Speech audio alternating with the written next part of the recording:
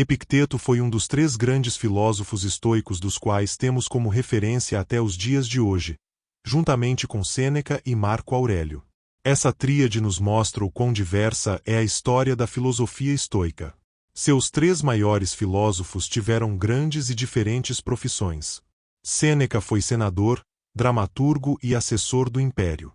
Epicteto, após libertado da sua condição de escravo-servo, foi professor mestre de filosofia, fundando sua própria escola. Marco Aurélio foi um dos 5 grandes imperadores.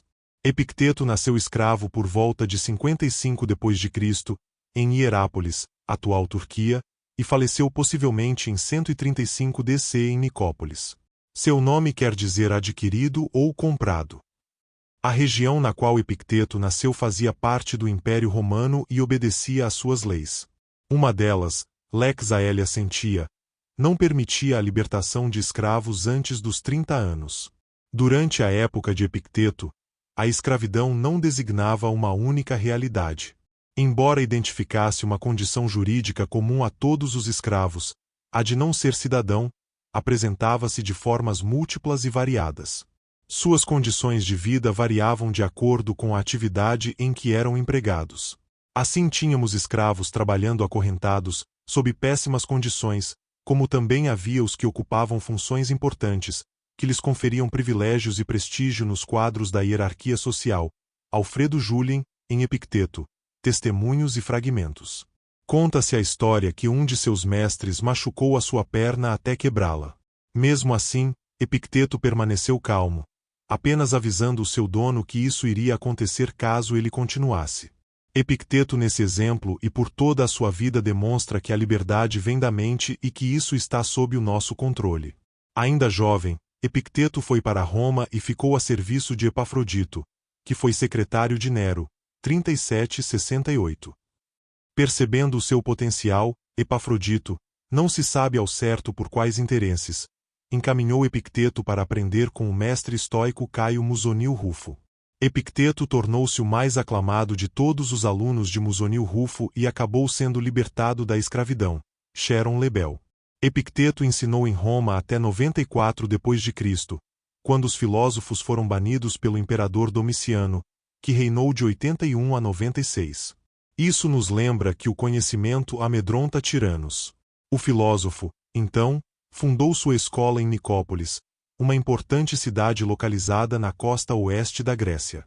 A dedicação de Epicteto, sua inclinação para a filosofia e o ardor com que abraçou a doutrina estoica proporcionou-lhe uma posição excepcional para exercer o papel de filósofo pregador, passando assim a ser procurado por membros da aristocracia romana para aprimorar a educação e a formação de seus filhos. Alfredo Julien, em Epicteto, Testemunhos e Fragmentos. O ensinamento de Epicteto inspirou Marco Aurélio, o futuro imperador e escritor de Meditações. Esses são ciclos de ensinamentos e aprendizagem que percorrem a filosofia estoica. Em seu Meditações, Marco Aurélio agradece ao seu mestre estoico por tê-lo introduzido aos conhecimentos de Epicteto.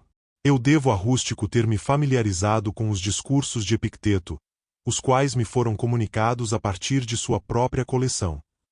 Outras diversas vezes, o imperador filósofo cita como referência o escravo liberto filósofo.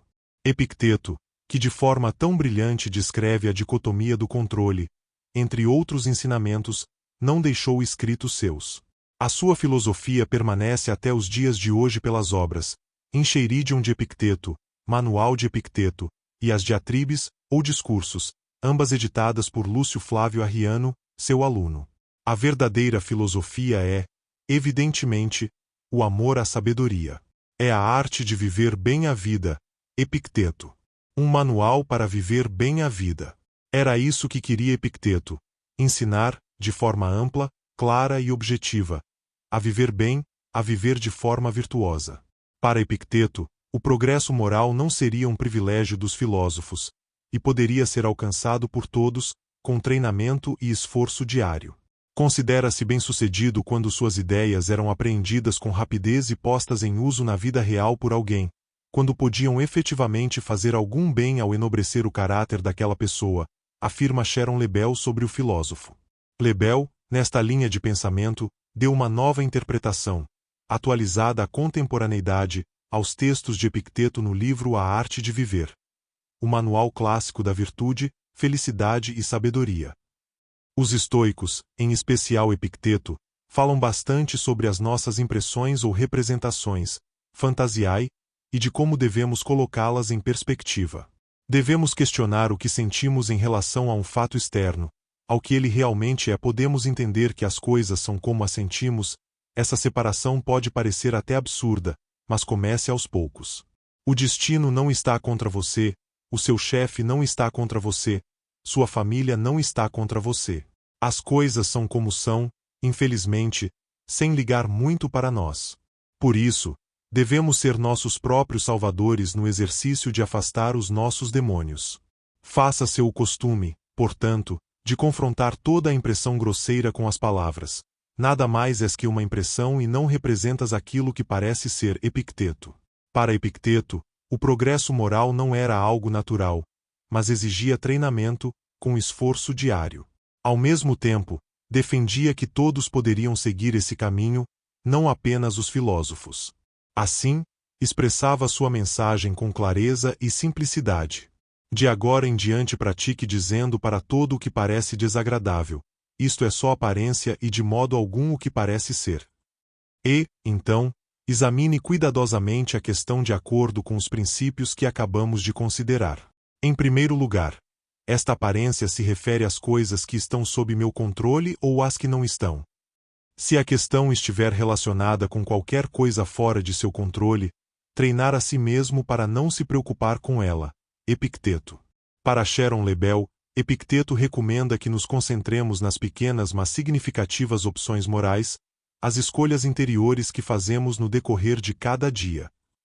Deste minuto em diante, jure que vai parar de decepcionar-se. Desligue-se do resto da multidão. Decida ser uma pessoa extraordinária e faça o que for preciso para isso. Agora, Epicteto. Dicotomia do controle. Um dos conceitos centrais do estoicismo é a dicotomia do controle. A dualidade e a percepção entre o que podemos controlar e o que não podemos controlar. Epicteto descreveu essa lição em suas aulas, dando muita ênfase a esse preceito, descrevendo itens que cabem a um e a outro. É simples de compreender, mas será que é tão simples assim de aplicar? Não, não é. Praticar a dicotomia do controle exige autodisciplina. A dicotomia do controle pode ajudar também em relação aos nossos empenhos para alcançar um determinado objetivo. Afinal, o estoicismo é uma filosofia da ação. Por sua história de vida, Epicteto é o filósofo da liberdade, mas da liberdade da mente. No estoicismo foi quem melhor definiu a dicotomia do controle. Saber identificar e diferenciar as coisas que estão e as que não estão sob o nosso poder de ação. O resultado de encarar esse conceito em nosso dia a dia é libertar nossa mente da angústia com preocupação a respeito do que não podemos mudar. A aplicação da dicotomia do controle nos leva a um estado de ataraxia, de tranquilidade frente a tudo o que acontece. Se gostou do vídeo, se inscreva no canal e deixa o seu like. Te vejo no próximo.